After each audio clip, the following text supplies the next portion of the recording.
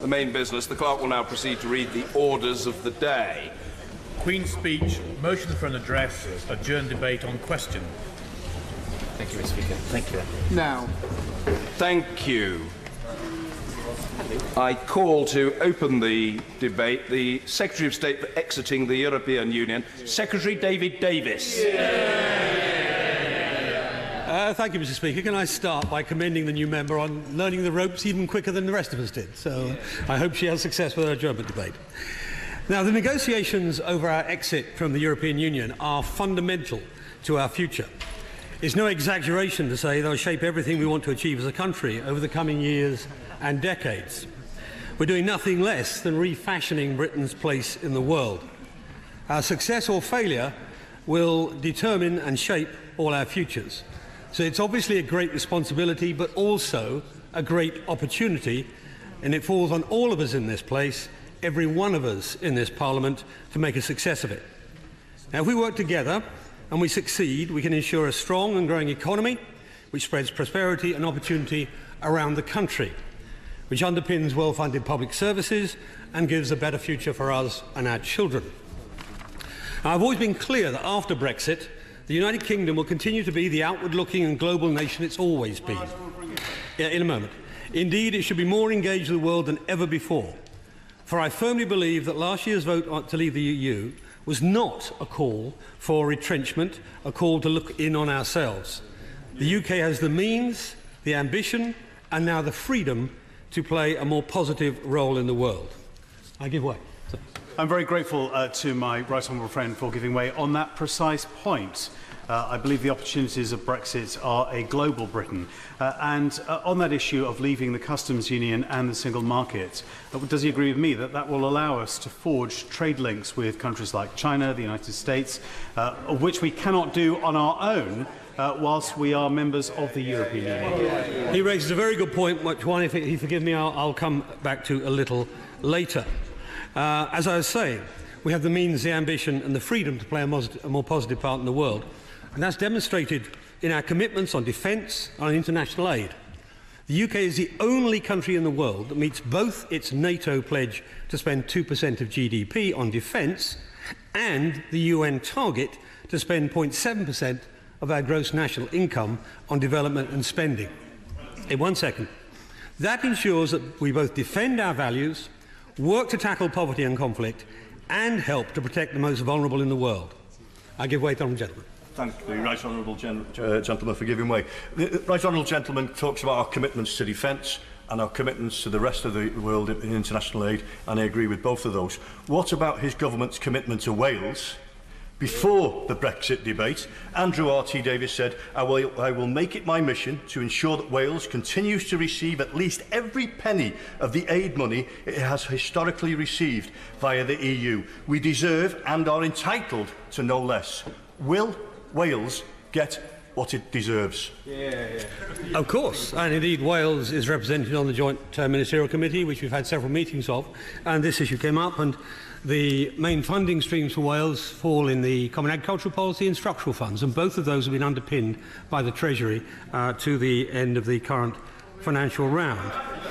For a moment, I'll make some progress and give way again. I've got to be fairly disciplined about giving way because we've got very tight timetable. Now, after exiting the European Union, Britain will still be a country that still steps up to its role as a world leader. That means continuing to help to protect and secure our wider European continent.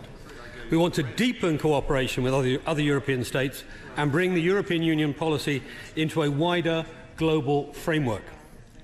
As we've said, we'll seek a deep and special partnership with the European Union, one that reflects our shared values and history, one that works for all parts of the United Kingdom, our overseas territories and Crown dependencies, and one that delivers for the special circumstances around the border between Northern Ireland and the Republic of Ireland, because no one wants to see a return to the hard border. It should be a partnership like no other. It should be underpinned by ambitious agreements on free trade and customs, covering goods and services, and seeking the greatest possible tariff and barrier-free trade. I give way to the honourable gentleman. I'm grateful to the Secretary of State. There's been much talk about transitional arrangements. If such arrangements are put in place, can the Secretary of State guarantee that there will be legally binding agreements on trade and customs arrangements, as well as taking those arrangements outside of the remit of the European Court of Justice? Yes, indeed. Indeed, that will be one of the things we'll be endeavouring to achieve, legally binding arrangements on that. And I'll come back to that in some detail in a moment, if I may.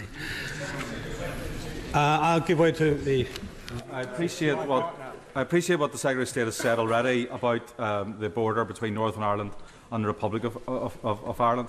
He does accept, however, that if security information indicates that there's a radicalisation of people in the Republic of Ireland, security considerations will always predominate in terms of the border issue. Well, I say to the honourable gentleman that security considerations pretty much always predominate on control of immigration and control of migration generally, and there'll be no difference here. We obviously treat the security of all of our citizens and all of our allies' citizens as paramount. And that's what brings me to the fact it should include a broad security agreement covering all aspects of our current collaboration, including defence, foreign policy, justice, home affairs, law enforcement and counter-terrorism. And it should be supported by continued cooperation and open access in highly regulated areas like aviation, financial services, data, transport, nuclear. Now, we recognise that such a wide-ranging partnership will require fair and uniform implementation. It must also be long-lasting. That's why we must ensure mechanisms exist to manage the evolution of our regulatory frameworks, to maintain a fair and open trading environment and minimise non-tariff barriers. In fact, on that point, I'll give way. I thank him for giving way. At the weekend, he said that he was pretty sure that he would get the sort of trading deal that he wants. Does he think that sort of language gives the kind of assurances that our businesses and our economy needs? Well, I'll say to the honourable gentleman that the question was put to me whether I was 100% sure. And the first thing one ought to learn in this business is to be honest about these things, bluntly. And I don't think saying at the beginning of a negotiation you are 100% sure of exactly what the outcome will be would give confidence to anybody. It certainly wouldn't give confidence to me, even if it was said by him. Now, all right, one more time, and then I've got to make some progress. Thank my right honourable friend for giving way. The whole point of a negotiation is you need to be prepared and ready not to do a deal, because that way you can then make sure that you can have strength in your negotiation. To that extent, would my right honourable friend agree that it's really important that we are ready to do customs at places like Dover in my constituency, deal or no deal?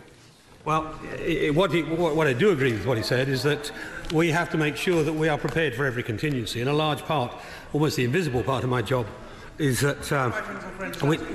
no, if you'll forgive me, I must make some progress. The invisible part of my job is actually making sure we are prepared for all contingencies, and that happens as we speak now. Now, it's also clear, we've also been clear, this new partnership must be overseen by a new and independent impartial dispute resolution mechanism. This cannot and will not be the European Court of Justice.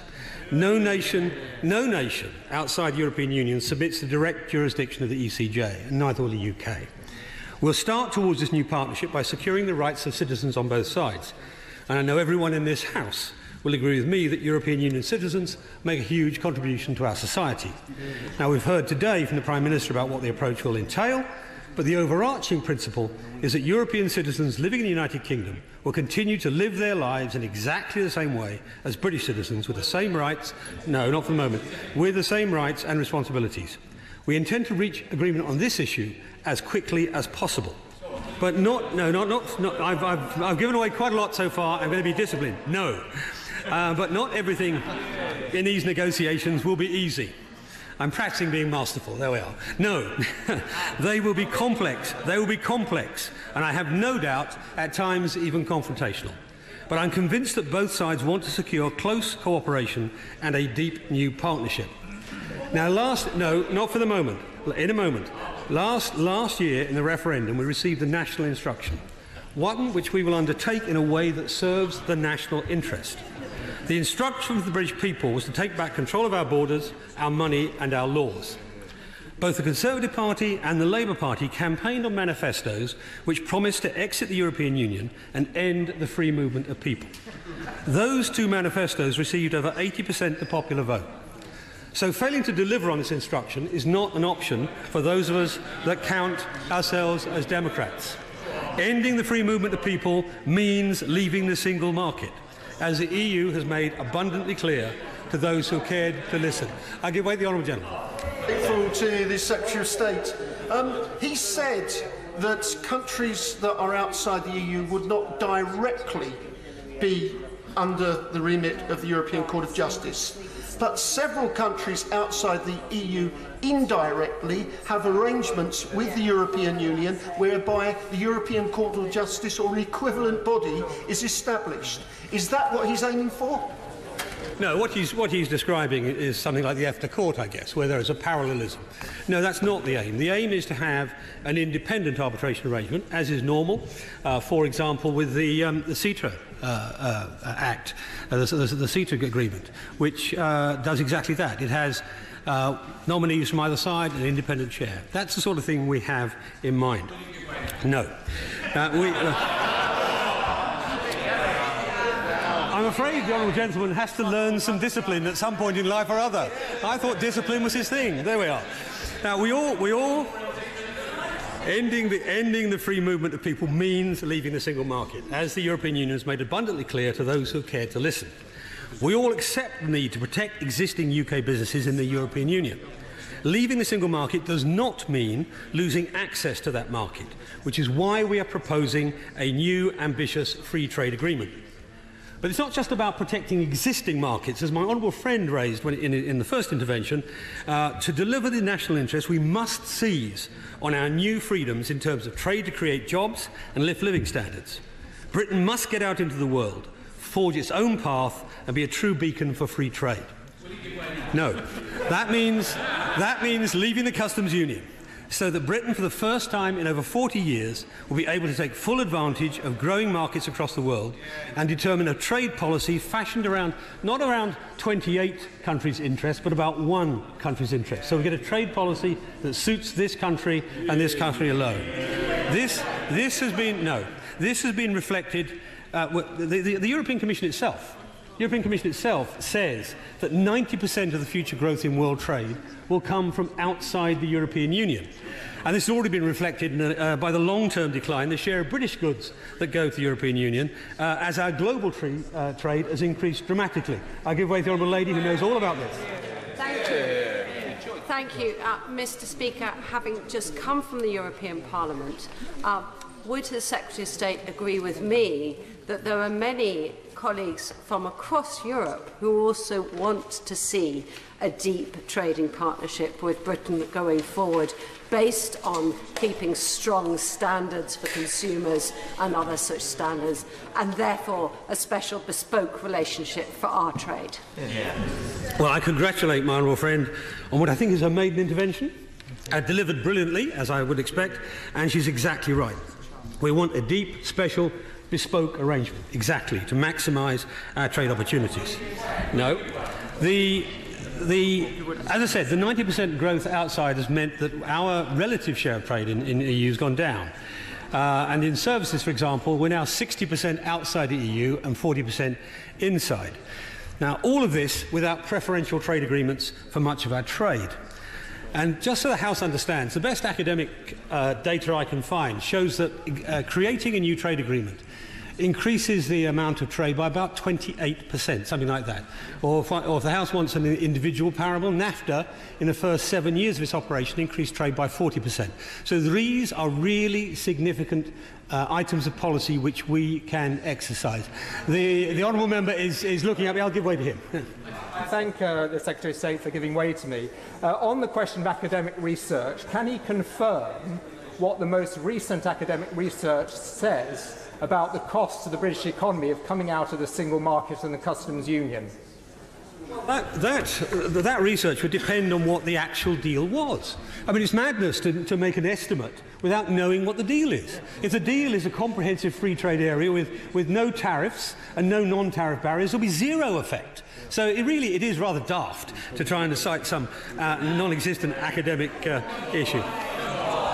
No, he hasn't yet built my sympathy. No. I think the Secretary of State has indicated that he's not going to give way to the honourable gentleman. I think he needs to accept that.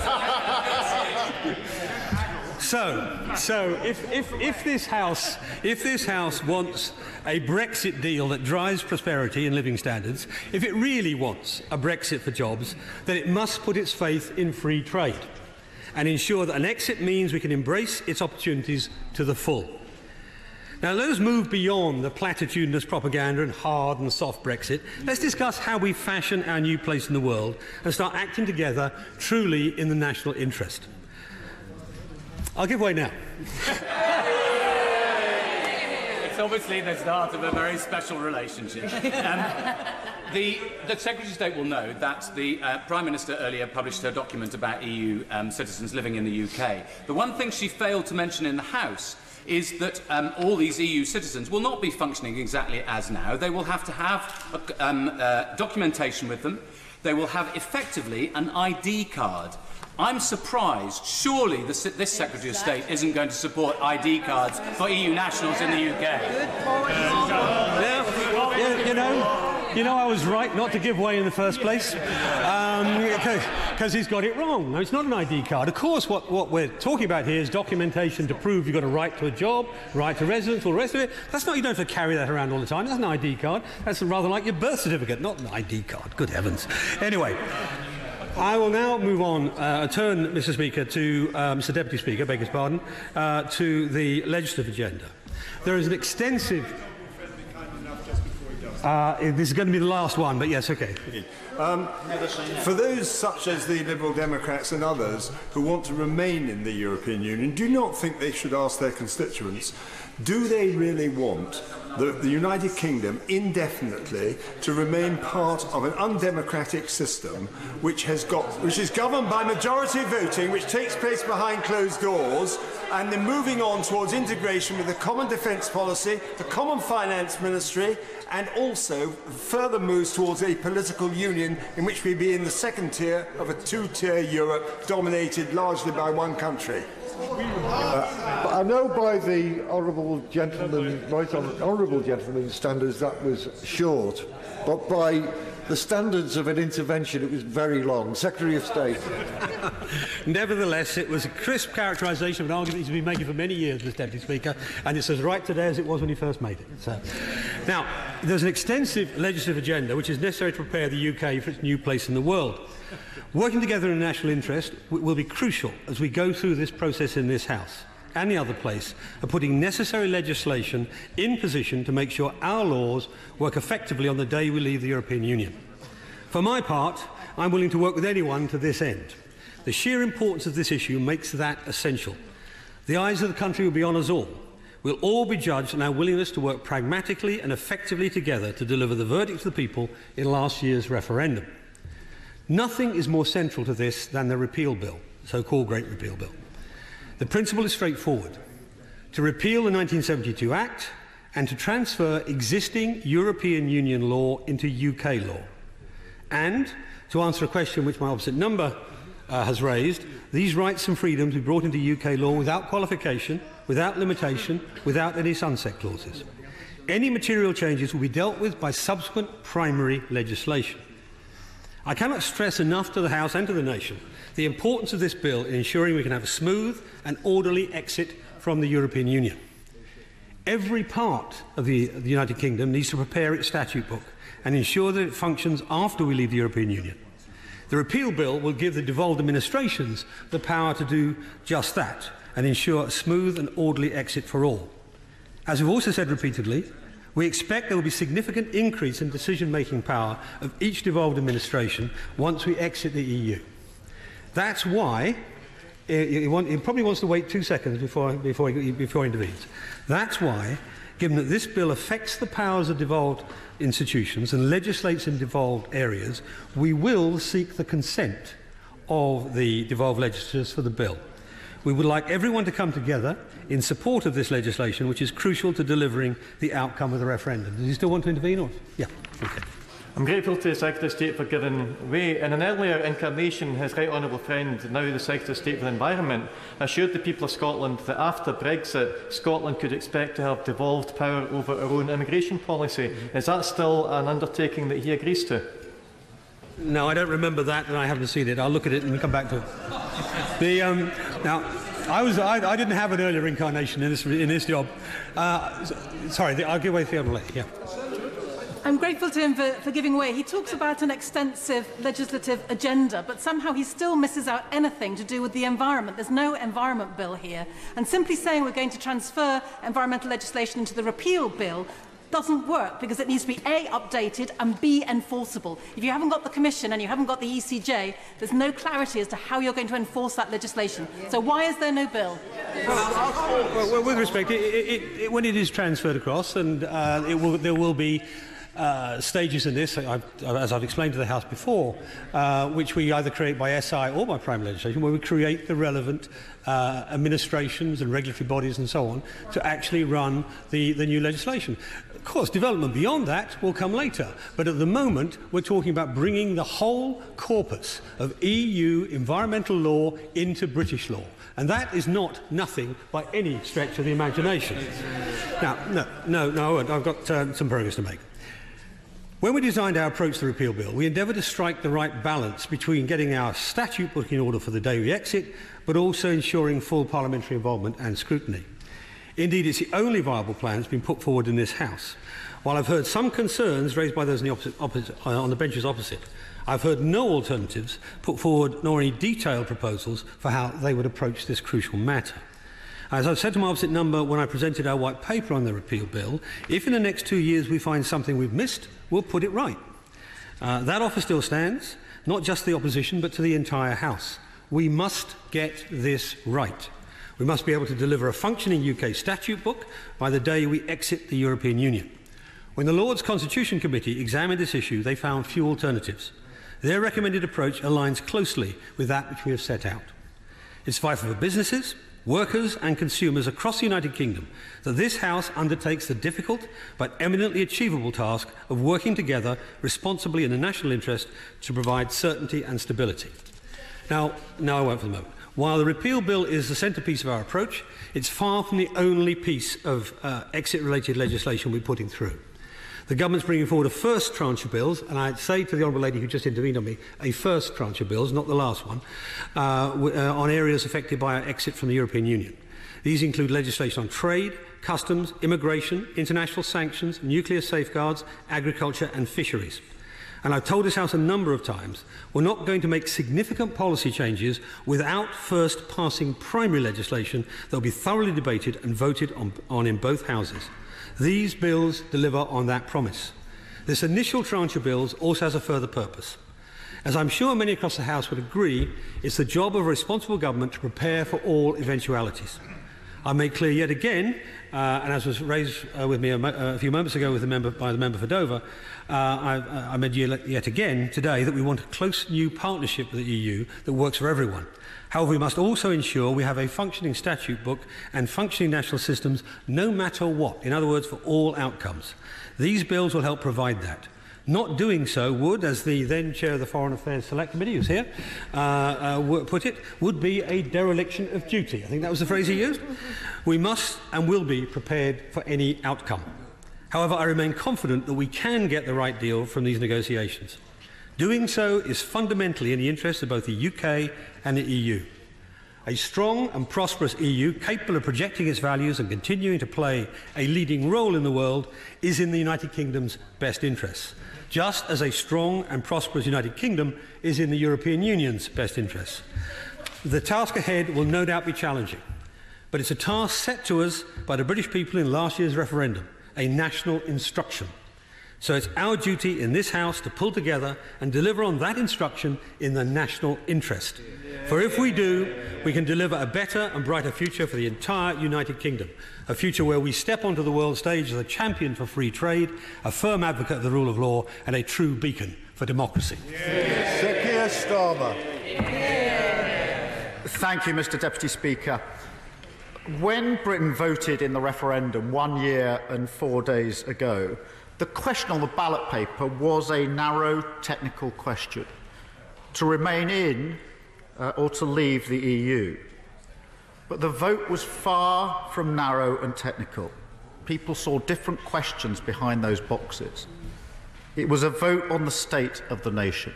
Above all, it was a vote on the state of the nation, just as the general election turned out to be. A nation fed up with inequality, fed up with low wages, fed up with under-resourced public services, fed up with the imbalance between our nations and regions, fed up with austerity, fed up with politics and politicians. If ever there was a need for a government capable of transforming the country economically and politically, it is now. Britain needed a transformative Queen's speech last week, but this government is too weak to deliver it. The Queen's speech is threadbare and lacks ambition. There is no detail. There can't be, because the Prime Minister gambled and lost. A majority has become a minority. All bets are off as to the future. Just when we needed strong government, we've got uncertainty and fragility. And I suspect history will be a harsh critic. And it doesn't end there, Mr Deputy Speaker. When the Prime Minister made a statement calling the general election, she said, and I quote, "Every vote for the Conservatives will make me stronger when I negotiate for Britain. Every vote for the Conservatives means we can stick to our plan." She wanted a landslide. She ended up in a mess, her own description. The majority, the Prime Minister now has no majority, no mandate and no authority. And it tells the outcome of the first round of the negotiations showed how unrealistic the government's rhetoric has been. The Secretary of State promised us before the election that would be the row of the summer over the Commission's proposed timetable and schedule of negotiations. By lunchtime Monday, he'd folded. The government also has managed to get on the back foot in relation to EU citizens. Had the government acted quickly and unilaterally, as Labour repeatedly said it should, then it could have set the agenda. Instead, the EU has done so. They stated their position in April. Full rights, as they're currently enjoyed, to be guaranteed and underpinned by the Court of Justice of the European Union. The government position is now seen by them as an inadequate response. And although the Prime Minister, but may I just say this, although the Prime Minister struggled to give an adequate answer to the Right Honourable Member for Leeds Central, the Secretary of State knows, I know, and our EU partners know, that rights of family reunification currently enjoyed by EU nationals will change, and in future they will be subject to the financial and other qualifications that apply more generally. They will change, and that's perhaps why that question was avoided. I do hope we get agreement on EU citizens and on UK citizens. I do hope we get an agreement, and I do hope we get an early agreement to settle the anxiety. But the government's approach to date has made that harder to achieve than it should have been. I give way. Just going to, on a point of information, ask the Right Honourable Gentleman. Congratulations, by the way. To ask him whether it's now Labour's policy to support the rule of the European Court of Justice within the United Kingdom. Let me just deal with that in relation to EU citizens first, and I'll come to it more generally when I get to that part of my response. So far as the EU nationals are concerned, we need to understand the concern that our EU partners have. They recognise that whatever agreement is in place has to last for the lifetime of EU nationals here. for the lifetime. That means, in some cases, 50 years plus. 50 years plus. They know how our system works.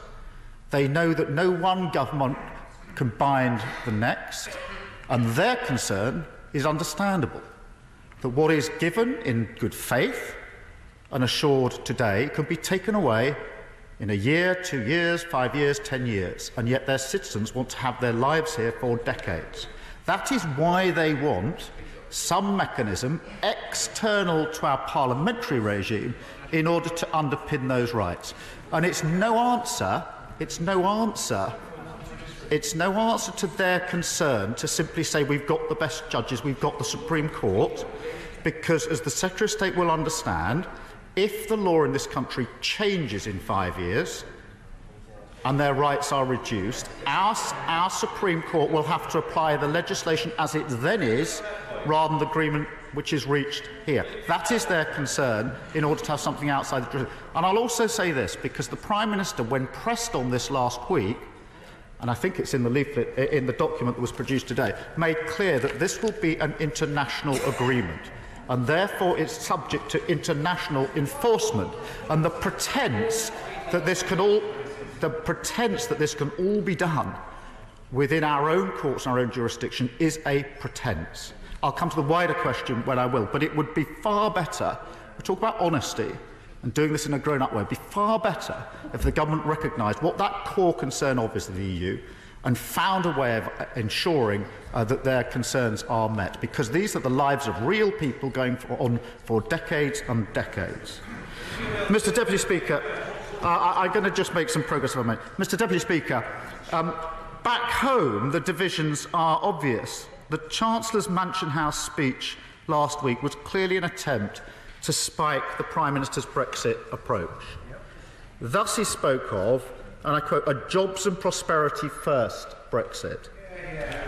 That reflects the Labour Party manifesto, where we said a jobs and economy first Brexit. Jobs and prosperity, jobs and the economy. The Chancellor also spoke of an early agreement on transitional measures. No cliff edge for the economy. The Labour Party manifesto. To negotiate transitional arrangements to avoid a cliff edge. The Chancellor's clearly been reading our position. The Chancellor spoke of management of migration, not shutting it down. The Labour Party manifesto. Fair rules and reasonable management of migration. The question is the Chancellor's speech a personal view, the government's view, or the view that he hopes the next Prime Minister will take? He will. Clearly we cannot go on like this. I will in just a moment. It's damaging our reputation abroad. It is damaging our reputation abroad and weakening our position. And just like the Secretary of State, I was in Brussels last week, and the talk in Brussels is, what is going on? How long is this government going to last? We have put ourselves in the worst possible starting position. I will give way. I'm grateful to the right honourable learned gentleman giving way. While we're on his manifesto, I wonder if he might clear up a really important point. Directly after the general election, having fought on a manifesto which made it clear that they would take back control of their borders in the Labour manifesto, both his leader, his shadow chancellor, and also the member for Camberwell and Peckham made it very clear that the Labour position was to take back control of their borders, leave the single market and leave the customs union. Subsequently, he has gone out and said that leaving the single market and the customs union were not absolute and they were on the table. Could he clear up what the position really is from the Labour Party? Thank you, Mr. Deputy Speaker. That's not an accurate reflection of what I said. I will come to that because I'm going to deal with that in my speech in due course. I will come to that in due course. Yes, I will come to it when I get to that part of my speech. Mr. Deputy Speaker, the Prime Minister and the Secretary of State need to acknowledge the effect of the general election on their Brexit strategy. Yep. If the general election was an attempt, as the Prime Minister said, to strengthen her hand on Brexit, the outcome is a powerful case for a rethink. It is time to press the reset button. First, the tone and approach has to change. The belligerent, hostile attitude to date has alienated our allies, and left Britain isolated. We need a more constructive and responsible approach. We share values with our EU partners. We have a shared history. We will continue to share values, and we want a shared future. Not membership of the EU, that was decided last year, but a full and meaningful partnership with the EU, based on principles of cooperation and collaboration. I think the Foreign Secretary doesn't understand. I'm on about a tone and approach. This is particularly pertinent, I think, for the Foreign Secretary, whose tone and approach. Anyone who's been backwards and forwards to Brussels knows very well how badly some of the Foreign Secretary's comments have gone down with our EU partners. This is about building the environment in which we can get the best deal for our country, which is in the interest of all of us. I will give way. An approach. I'd request him to change his tone and approach to something a bit more positive. Brexit is an opportunity for our country to grasp, not a crisis to manage. And to look behind what the British people voted for last year is hypocritical and arrogant of him. One of the biggest risks, Mr. Deputy Speaker, to these negotiations is utter complacency. Yes. Utter complacency, the failure to realise the risks and complexity of the negotiations we're going through. And it is quite right for the opposition to challenge the government at every twist and turn to ensure that these negotiations go as well as they possibly can. I will make some progress. Mr. Deputy Speaker, in addition to tone and approach, the second thing that needs to change is this. We need to drop the no deal is better than a bad deal mantra. I will make my point and then I'll give way. No deal would be a miserable failure. As the Chancellor said last week, it will be a very, very bad outcome indeed. It is what happens automatically on the 29th of March 2019 if we don't reach agreement. We are gently pushed over a cliff. Threatening to jump doesn't kid anyone. No deal means no agreement at all. No agreement on trade, no agreement on security, no arrangements for passing information, because that's all done according to an EU framework. No arrangements for not all done, but most of it. The Secretary of State knows very well this point, and he should not belittle it if we don't reach agreement, we have no arrangements in place to replicate the current arrangements for passing security and intelligence and counter-terrorism, counter-crime information across. There's no point of pained expression from the Foreign Secretary. If we have not reached agreement, we have not reached agreement on those matters. If it also means we have not reached agreement on aviation, it also means we have not reached agreement on the Northern Ireland border. It also means we have not reached agreement on EU citizens. That's what no deal is. No deal, no agreement. And the Secretary of State said we must be honest in this debate. He knows, he must know in his heart of hearts, that's an untenable position for the United Kingdom to find itself in 2019. So let today be the day we bury the phrase, no deal is better than a bad deal. I will give way. Very grateful to the Shadow Secretary for giving way.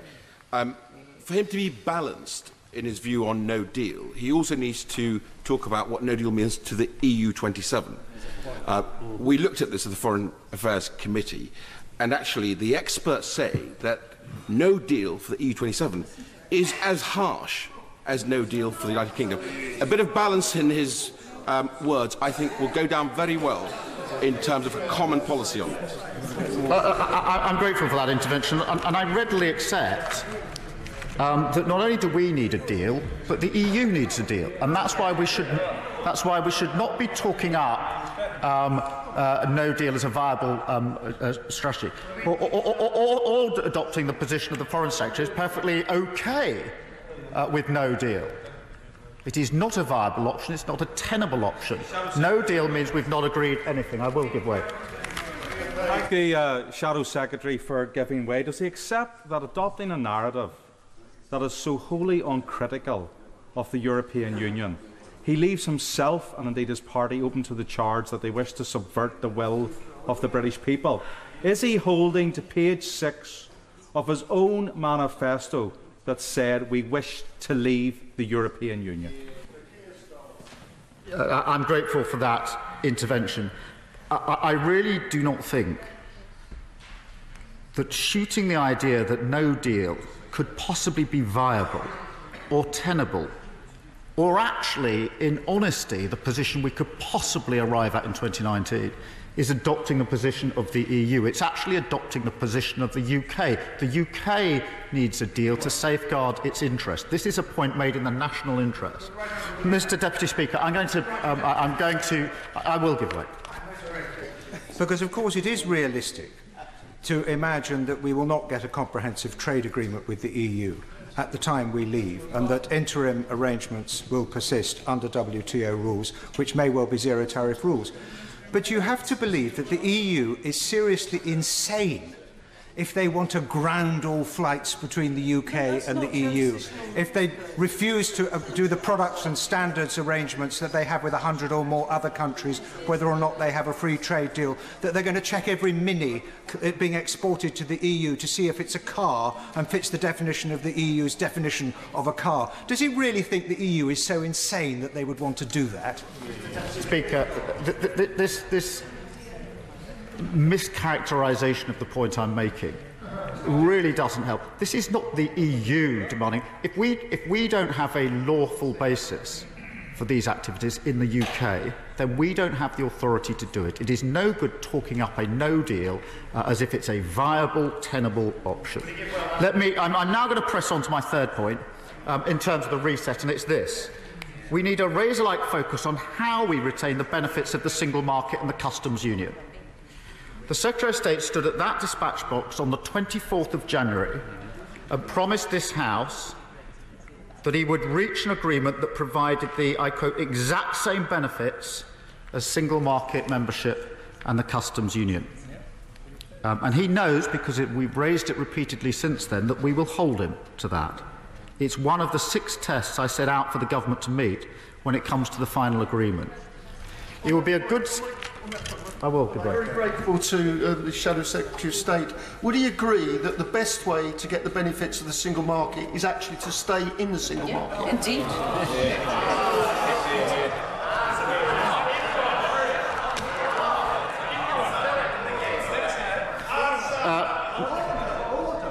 The Shadow Secretary of State will be heard, and if it means people being removed from the chamber, that will happen as well. Sir Keir Starmer. Mr. Deputy Speaker, our manifesto was absolutely clear about retaining the benefits of the single market and the customs union. So far as membership is concerned, although almost everybody who wants a progressive new relationship with the EU wants to retain the benefits of the single market and the customs union, almost everybody accepts that that cannot be done in an unreformed way because of the rules of the single market as they now are. The question, frankly, as to whether we start from reform of the single market or start from a bare agreement and work up is secondary to the outcome that we want to achieve. The outcome we want to achieve is no tariffs for goods going across between us and the EU and vice versa, no new red tape at customs, including rules of origin, and a deal that works for services as well as for goods. That is the outcome that we want to achieve. We have to recognise the concerns of the EU, and they are 2 concerns in particular. The first is that if we are released from all obligations of a regulatory nature in relation to moving goods and services across Europe, we will be able to undercut them economically, and that is their main concern. The second is that if we strike free trade agreements that are released from any of the standards and regulations that they apply, there is the prospect of flooding the UK with goods and products from other countries that don't meet those standards and or go into Europe. They are the issues that we need to negotiate. So far as I want to deal with this, because I know this is an issue of real concern to our own party. We've said the outcomes are what matter, not the model for achieving those outcomes. Not the model for achieving. But I will say this, that if you want... I will give way. He said, and I listened very carefully to what he was saying, he does not want to have to adopt rules of origin. So how will we avoid adopting rules of origin unless we are in a customs union relationship with the EU? I've said on a number of occasions we should leave being in the customs union on the table. I think it is the prospect we've got at the what the government has done is to sweep these options off the table without evidence, without facts, without assessing the risks. I have said, and we have said, that what you do is focus on the outcomes. And one of the best ways to achieve tariff-free access across Europe is to have the customs union on the table, at least as an option to consider. And that brings me, I'm just going to press on, because that brings me, I will give way. I apologise for interrupting his flow, but his leader of his party said a couple of hours ago in this House, I think he was sitting in the chamber, that he wanted to strike free trade deals around the world. How is that possible when you remain a member of the Customs Union? I mean, the Secretary of State knows very well what I said, and I said it carefully.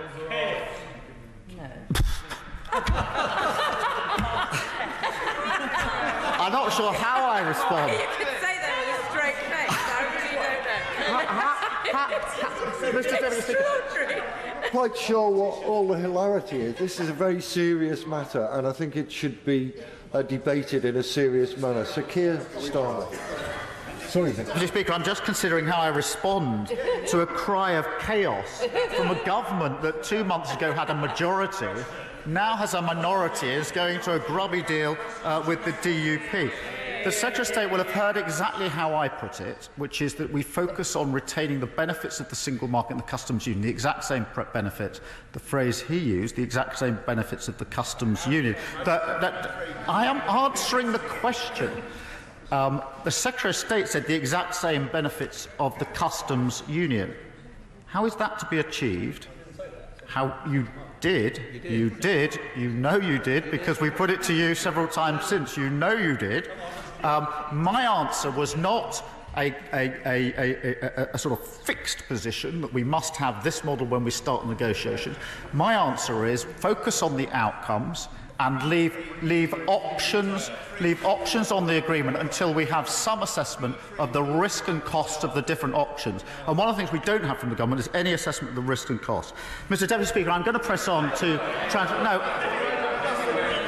Mr. Deputy Speaker, I'm going to press on and deal with transitional agreements. It would be a good start. It would be... Order. I'm not quite sure what part of the words I'm going to press on honourable and right honourable members don't understand, but the opposition spokesman has made it clear that he intends for the President to to press on. So that should be respected until such time as he changes his mind. Thank you, Mr. Deputy Speaker. If we are to meet the exact same benefits of the single market and the customs union, it would be a good start if the government would now accept that the negotiations will not be complete by March 2019, that transitional arrangements will be needed if we're to avoid a cliff edge, and that transitional arrangements must safeguard our economy, add jobs and provide certainty for business. It also means that by the time of the final agreement, at the end of transitional arrangements, a model or framework will have to have been agreed that truly does deliver the exact same benefits as the single market and the customs union, along with a recognition, if we're being honest, that in the end, if we're going to have a meaningful and ongoing relationship with the EU, a court-like body will be needed to settle disputes.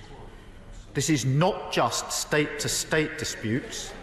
We need a court-like body to settle business-to-business disputes, and individual-to-individual disputes.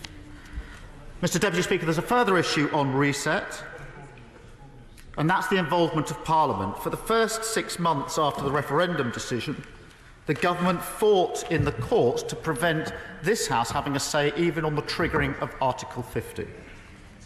They then called a general election to crush the opposition to their Brexit strategy. That has to change. There needs to be a much stronger role for Parliament. We need to strengthen scrutiny and accountability, not push it away. Yep. And can we start in this way? And I hope this will be agreed, and I think it will.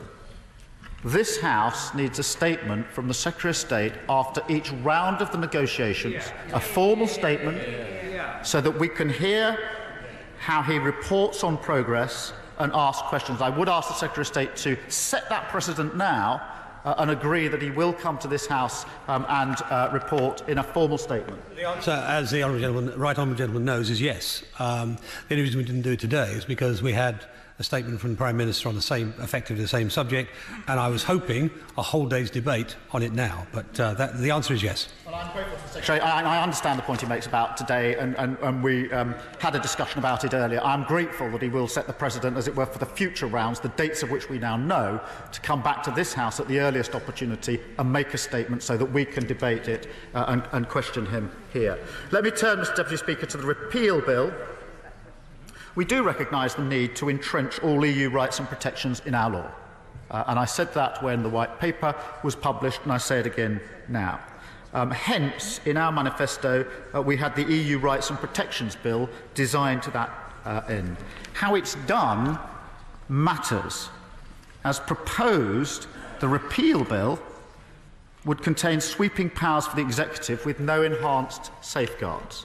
The statutory instrument procedure has no enhanced safeguard. That is then far too sweeping to be accepted across this House. Not again. There is the potential. I hear what the Secretary of State says, and I take him at his word, of course, when he says there will be no limitation, qualification or sunset clauses. I hope that message is getting through to his backbenchers, because many of them campaign to leave the EU on the very basis that these rights should either not exist or be much reduced or limited. So I look forward to seeing a strong three-line whip through this bill, making sure that there are no limitations, no qualifications and no sunset clauses. The repeal bill doesn't include the Charter of Fundamental Rights. I hear what the Secretary of State says about that, nor does it include any future-proofing to ensure that we do not fall behind our EU partners as standards evolve, particularly, for example, in the workplace. There are then at least 7 other bills, but there's no detail. No detail because no agreement can be made about what to put in them. Mr Deputy Speaker, the Prime Minister called a general election saying it would provide certainty and stability as well as we enter the Brexit negotiations. Nothing could be further from the truth. We need a deal, and we need a deal that works. We've started negotiations in the worst of all circumstances. Britain deserves better than that. Thank you.